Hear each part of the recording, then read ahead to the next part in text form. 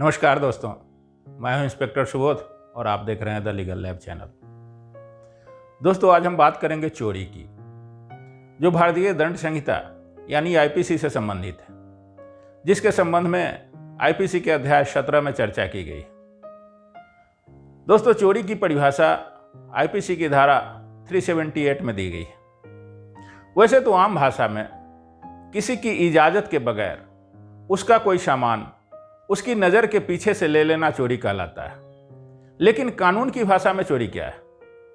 तो आइए देखते हैं आईपीसी में चोरी की परिभाषा क्या है।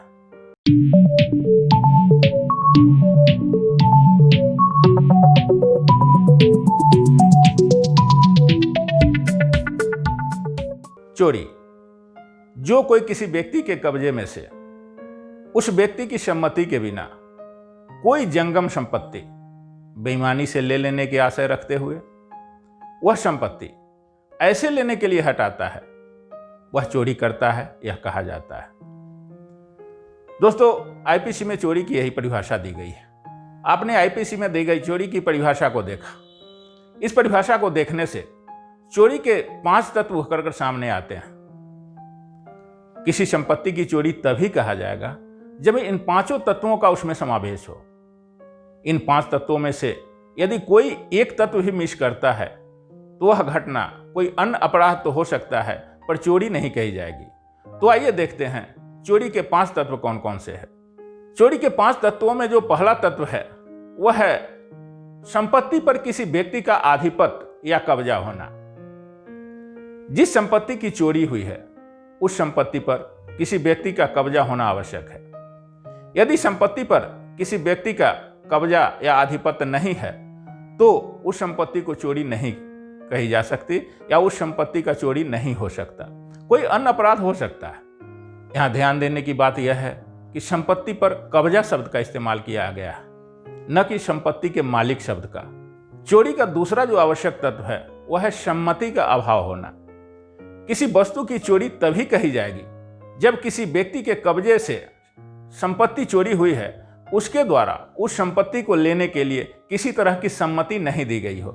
यदि सम्मति दी गई है तो चोरी नहीं कही जाएगी। उसी तरह से चोरी का तीसरा आवश्यक तत्व है ऐसे संपत्ति का चल संपत्ति होना। जिस संपत्ति की चोरी हुई है उसे चल संपत्ति होना चाहिए। अचल संपत्ति की चोरी नहीं होती। अचल संपत्ति क्या है यह हम आगे के भाग में देखेंगे। संपत्ति के आवश्यक तत्वों में एक आवश्यक तत्व यह भी है कि संपत्ति जिसके द्वारा चोरी की गई है उसका आशय बेईमानी पूर्ण होना चाहिए। जिस व्यक्ति द्वारा चोरी की गई उसका संपत्ति लेने का आशय बेईमानी पूर्ण होनी ही चाहिए। सद्भावना में लिया गया संपत्ति चोरी नहीं कही जाएगी। चोरी का 5वां और जो सबसे आवश्यक तत्व है वह है उस वस्तु का हटाया जाना या ले जाया जाना। जिस संपत्ति की चोरी हुई है उसको उस जगह से हटाया जाना आवश्यक होता है। यदि अपने जगह से कोई वस्तु नहीं हटाई गई है तो वह चोरी नहीं कही जाएगी। किसी संपत्ति को हटाना कब कहेंगे उसके लिए इस धारा में दिए गए स्पष्टीकरण को जानना आवश्यक है। तो आइए देखते हैं यह स्पष्टीकरण क्या है। सबसे पहला स्पष्टीकरण जो दिया गया है वह है जंगम संपत्ति यानी मूवेबल प्रॉपर्टी के बारे में। जंगम संपत्ति क्या है? स्पष्टीकरण 1, जब तक कोई वस्तु भूबद्ध रहती है जंगम संपत्ति न होने के कारण चोरी का विषय नहीं होती, किंतु ज्यों ही वह भूमि से पृथक की जाती है वह चोरी का विषय होने योग्य हो जाती है। स्पष्ट है, कोई भी वस्तु जब तक भूमि से जुड़ी हुई है मूवेबल प्रॉपर्टी नहीं है, लेकिन जैसे ही उसे भूमि से पृथक कर दिया जाता है वह मूवेबल प्रॉपर्टी हो जाता है और वह चोरी होने योग्य वस्तु बन जाती है। इस धारा का दूसरा स्पष्टीकरण है हटाना, जो उसी कार्य द्वारा किया गया है जिससे पृथक्करण किया गया है चोरी हो सकेगा। किसी वस्तु को जैसे ही पृथक्करण कर दिया जाता है चोरी हो जाती है। उसी तरह से एक तीसरा स्पष्टीकरण है, जो कोई व्यक्ति किसी चीज का हटाना कारित करता है यह तब कहा जाएगा जब वह उस बाधा को हटाता है जो उस चीज को हटाने से रोके हुए हो, या जब वह उस चीज को किसी दूसरी चीज से पृथक करता है तथा जब वह वास्तव में उसे हटाता है। किसी व्यक्ति द्वारा किसी वस्तु का हटाना तब कहा जाएगा जब वह व्यक्ति उस बाधा को हटाता है जो उस चीज़ को हटाने से उसे रोके हुए है, या उस वस्तु को किसी दूसरी वस्तु से पृथक करता है जिससे वह जुड़ी हुई है, तथा जब वह वास्तव में उसे हटाता है। इस धारा का जो चौथा स्पष्टीकरण दिया गया है, वह व्यक्ति जो किसी साधन द्वारा किसी जीव जंतु का हटाना कारित करता है, उस जीव जंतु को हटाता है, यह कहा जाता है।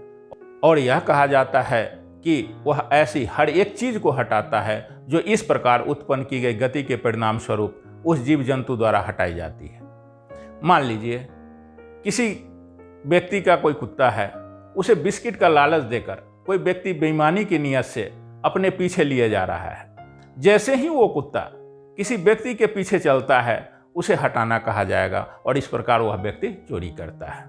इसी तरह से किसी घोड़ी पर कोई कीमती सामान लदा हुआ है और घोड़ी अपने रास्ते से हाट की ओर जा रही है। चौराहे पर बैठा कोई व्यक्ति बेईमानी के नियत से उस घोड़ी को दूसरा रास्ता पकड़ा देता है ताकि आगे चलकर वह कीमती सामान ले सके। जैसे ही घोड़ी ने दूसरा रास्ता पकड़ा, उस व्यक्ति द्वारा उस संपत्ति का भी चोरी कर लिया गया जो उस घोड़ी पर लदा हुआ है। इस धारा का पांचवा स्पष्टीकरण, परिभाषा में वर्णित सम्मति अभिव्यक्त या विवक्षित हो सकती है और वह या तो कब्जा रखने वाले व्यक्ति द्वारा या किसी ऐसे व्यक्ति द्वारा जो उस प्रयोजन के लिए अभिव्यक्त या विवक्षित प्राधिकार रखता हो, दी जा सकती है। सम्मति बोलकर भी दी जा सकती है या इशारों में भी दी जा सकती है। यह सम्मति कब्जा रखने वाले व्यक्ति द्वारा भी दी जा सकती है या ऐसे किसी व्यक्ति द्वारा भी दी जा सकती है जो सम्मति देने का प्राधिकार रखता हो। दोस्तों, आपने चोरी की परिभाषा को देख लिया। अब आप इस वीडियो को देखिए। इस वीडियो में 2 घटनाएं घटित हुई है। यह वीडियो मेरे द्वारा अपने सहयोगी के माध्यम से आपको समझाने के उद्देश्य से बनाया गया है। अब आप इसे देखकर स्वयं निर्णय लीजिए कि इसमें कौन सी घटना चोरी की है और क्यों। यदि कोई दुविधा हो तो आप कमेंट बॉक्स में कमेंट करें, मैं उसे दूर करने का प्रयास करूंगा।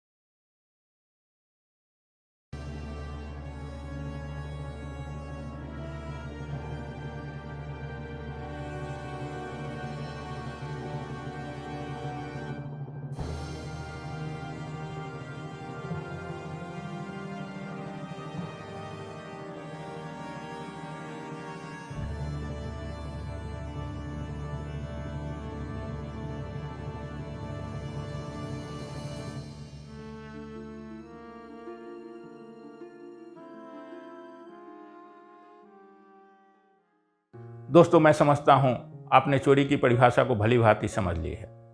चूंकि वीडियो लंबा ना हो जाए, इसलिए हमने चोरी में आए 5 तत्वों के लिए विस्तृत रूप से अलग से वीडियो बनाने जा रहा हूं ताकि आपको आसानी से समझ में आ सके। तो इस वीडियो का पार्ट 2 देखना मत भूलिएगा। यह वीडियो आपको पसंद आया तो आप मेरे चैनल को सब्सक्राइब कर लें और बेल आइकन को दबा दें ताकि जब भी मैं कोई दूसरा वीडियो अपलोड करूं तो आपको उसका नोटिफिकेशन मिल जाए। इसे लाइक करें और अपने दोस्तों में शेयर करें। बहुत बहुत धन्यवाद।